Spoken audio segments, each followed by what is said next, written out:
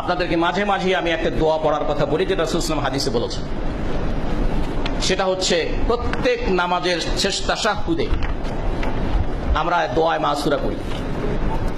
দোয়ায়ে মাসুরা পড়ি, সেই দোয়ায়ে মাসুরার সাথে এই দোয়াটি পড়া। রাসূলুল্লাহ সাল্লাল্লাহু আলাইহি ওয়াসাল্লাম বলেছেন, তুমি সালাম ফিরাবে না যতক্ষণ পর্যন্ত চারটি জিনিস থেকে আল্লাহর কাছে আশ্রয় প্রার্থনা করবে না। সেটা হচ্ছে আল্লাহুম্মা ইন্নী আউযু বিকা মিন আযাবিল কবর ওয়া মিন আযাবি জাহান্নাম ওয়া মিন ফিতনাতিল মাহইয়া ওয়াল মামাত ওয়া মিন ফিতনাতিল মাসিহিদ দাজ্জাল। রাওয়াহুল বুখারী।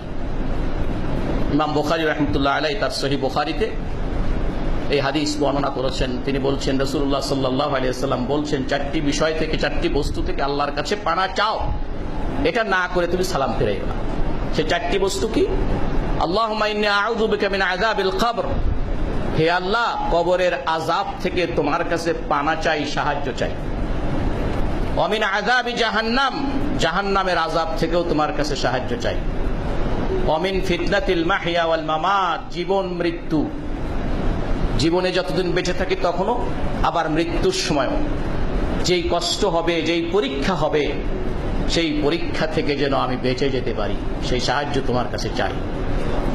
আর মাসিহিদ দাজ্জাল, দাজ্জালের ফিতনা থেকে যেন আমি বেঁচে যেতে পারি।